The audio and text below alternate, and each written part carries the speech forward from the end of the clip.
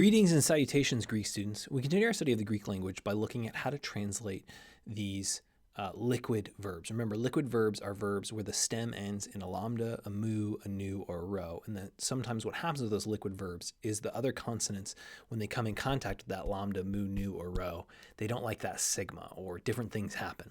So let's look at some examples of how to translate these. These are from Clayton Croy's Primary Biblical Greek. This is lesson number 22. I'm going to start with the practice and review sentence number 2.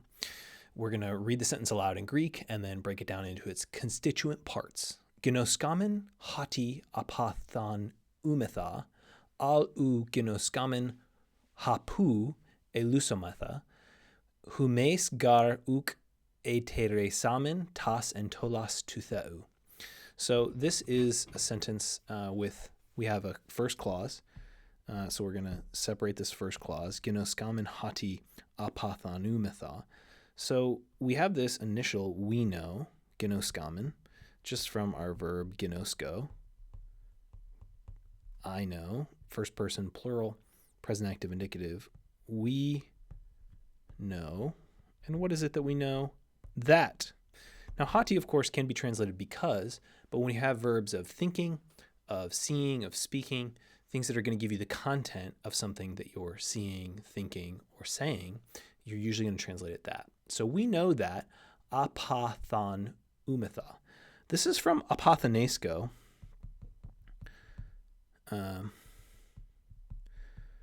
Apathanesko. And what's happened here is the nu here that ends this stem, apathanon, died, there's a sigma that's happening here because we don't have an epsilon prefix. And so what's happening here is this sigma slides over the nu, and remember it becomes an epsilon, and so that ametha ending, ametha,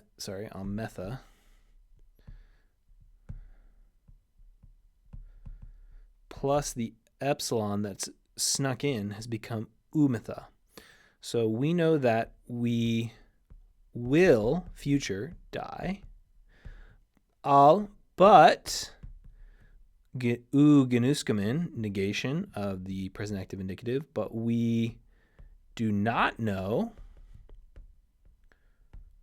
hapu, where, particle. So we know that we will die, but we do not know where elusometha. Now, elusometha is from erkomai. So erkomai, remember the principal parts of erkomai. In the aorist, we'll write it down here, erkomai, in the aorist becomes elthon. I go, I went, or they go, they went. In the future becomes elusomai. I will go. And that ametha ending, where we will go. For humes, we, and you don't need that pronoun. It's built into this. It's built into this verb here. Eteresamen. This is from tereo, contract verb. I keep, I obey. Tereo.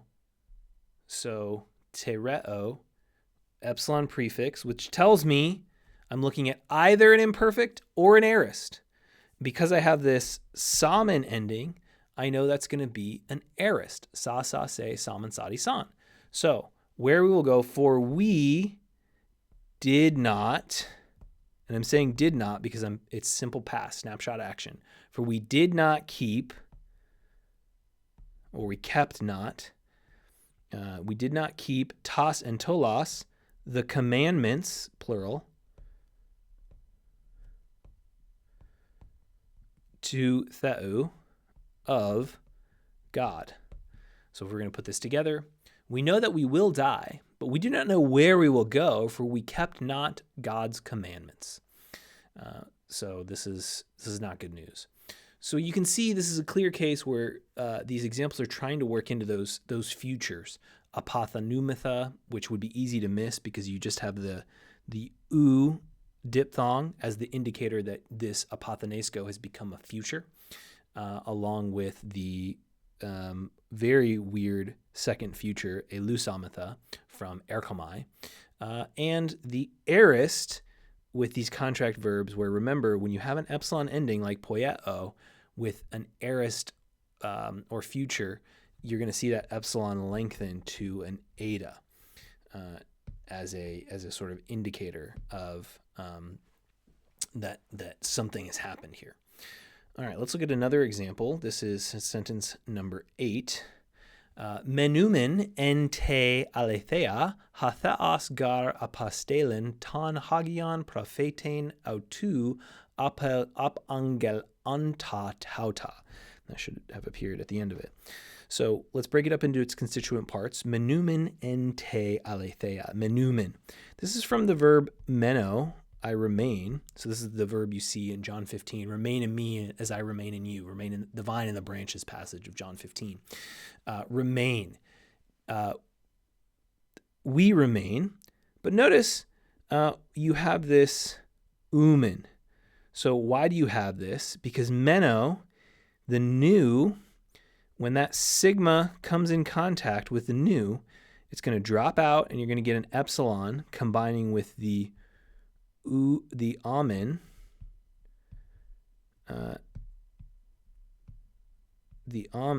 which will make it umen, right? Because this is a liquid.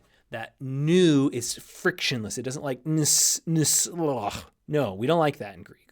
It's got to be frictionless. So we go men umen, it's future. We will, future, remain en te aletheia, in the truth, for positive conjunction, hatheos, for God, apostelin. So this is from our verb apostello, and notice what's happened here. We have epsilon prefix has come in from apostello to ape. So epsilon prefix tells me I've got one of two options, imperfect or aorist. Now this looks like it could be either way, but notice the iota has come in here. So that iota tells me I've got a stem change, and the stem change tells me I'm looking at an aorist. For God sent, not was sending, but sent, simple aorist, the snapshot action, sent ton hagion prophetein. Who did he send? He sent the holy, adjective, nominative, or sorry, not nominative, accusative, singular, masculine. Goes with prophetein, which is one of those sneaky declensions that looks like it's feminine, but it's actually masculine. Holy prophet of him. So instead of doing of him, we're going to say his holy prophet. We will remain in the truth, for God sent his holy prophet, or the holy prophet of him, his holy prophet, ap angel anta tauta. Now this is the participle. It's from ap angelo.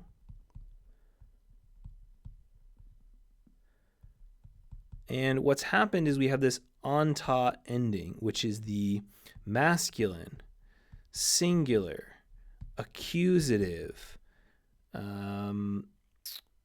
active participle. His holy prophet announcing, which prophet? The one announcing tauta, these things. Why things? Because tauta is neuter plural. The holy prophet announcing these things. This is another good example where we've got this liquid future in menumen. We've got a aorist liquid aorist in apostelen. And then we've got just a run-of-the-mill apangelanta, an accusative singular participle. And we know that the prophet is doing the announcing because it's masculine singular accusative. So it's got to be referring to the holy prophet is the one doing the announcing. Let's look at one more example of these liquid aorist, these liquid futures. Ta ergon hekastu kri thesetai en puri kai hakurias autas egere hemas zain ento photi meth alelon, not meth. Ta ergon hekastu kri thesetai en puri. So we have a nominative or accusative singular, this neuter ta ergon, the work genitive of each one. This is from the verb krino. I judge, and this is a future passive. Those thes etai endings, thes omai, thes etai, thes omai e etai, third person singular, future passive. And so what's happened is krino is one of those liquids, and so the new here means that it's going to disappear. You don't have krene thesetai. You just go to the work of each one will be, because it's future passive, judged en puri in fire, kai hakurias autos, and the Lord. And if we're not sure about this position of having it in the predicate position, the Lord himself, or the same Lord, but in this case it's the Lord himself. If it was the same Lord, it'd be ha autos, but it's not. The Lord himself, egere. Now, this is from egero. So we have this circumflex accent here, which is telling me, hey, circumflex accent, pay attention, something funny might be going on. And we pay attention, we go, wait a minute. Egero, this is a liquid because it ends in lambda, mu, nu, ro. And so it's got a flow. So what's happened is the sigma has dropped out and it's been replaced with an epsilon. And so that epsilon iota plus the epsilon just is a. The epsilon drops out. So, and the Lord himself, how do we know the epsilon has dropped out? Because we have this circumflex accent to really accent the diphthong a, egere. So the Lord himself will raise hemas, us, zain, this is from the contract verb zao, I live.